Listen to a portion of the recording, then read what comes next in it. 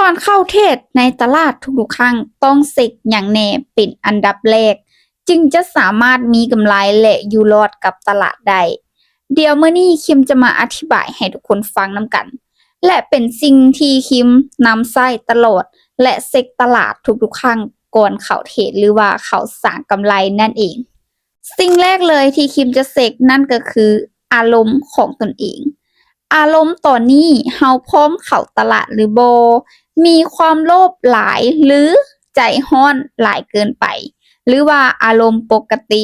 จึงจะสามารถเข้าเทรดได้เฮาต้องเช็กเลยเป็นอันดับแรกเนาะ2มาคือเช็กต้นทุนของตนเองแล้วมาประมวลผลว่าเฮาจะเก็บกำไรเท่าใดเฮาจะยอมรับความเสี่ยงได้เท่าใดในเวลาที่เข้าเทรด3มาคือการเช็กตลาด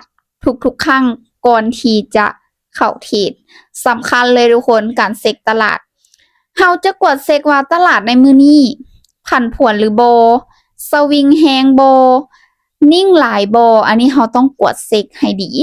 แล้วตอนที่เฮาเข้าเทรดนี่ตลาดในปัจจุบันเนาะมันเป็นเทรนด์แบบใดแนวโน้มขาขึ้นหรือแนวโน้มขาลงหรือว่าเป็นตลาดไซด์เวย์แล้ว4มาสิ่งที่ขาดบ่ได้เลยก็คือเฮาต้องเบิ่งฐานแนวรับแนวต้านเป็นหลักเบิ่งจุดกลับโตของตลาดหรือเว้าง่ายๆก็คือจะเป็นจุดที่บ่งบอกว่าเฮาสามารถเก็บกำไรได้หลายที่สุดนั่นก็คือจุดกลับโตถ้าตลาดเล่นอยู่ในช่วงของฐานแนวรับแนวต้านที่บ่สูงหลายโอเคเฮาสามารถเข้าง่ายเพราะต่ำฐานแล้วก็ขึ้นต่ำฐานแล้วก็ลงแบบนี้เข้าง่ายสุด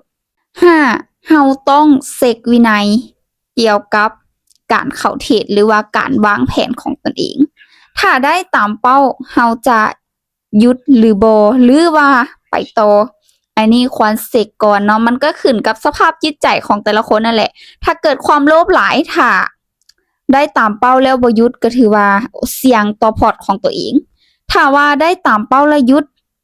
เฮาก็ได้กำไรแบบงามๆอันนี้ก็ต้องเช็กให้ดีหาหัวข้อที่ทุกคนต้องเช็กแล้วเพิ่มเติมผ่านมาก็การบริหารเงินเนาะทุกคนเนาะการบริหารเงินก็สำคัญมีแต่ให้ทุกคนแนะนำไปเบิ่งคืนเนาะว่าตัวเองนี่บกพร่องในจุดใดควรเช็กคืนว่าตัวเองนี่พร้อมแล้วบ่ต้นทุนเด้เนาะพร้อมที่จะเข้าตลาดในช่วงนี้ถ้าว่าเป็นตลาดที่งามโอเคต้นทุนน้อยเฮาก็สามารถอยู่รอดได้แต่หากเป็นตลาดที่ผันผวนหนักเลยแต่เฮาอยากเข้าตลาดก็ต้องบริหารเงินแบบนี้ก็ถือว่าอยู่รอดได้เช่นเดียวกันการเทรดการลงทุนมันก็มีความเสี่ยงเนาะทุกคนเนาะแนะนำให้ทุกคนศึกษาดีๆก่อนที่จะเข้าเทรดเด้อ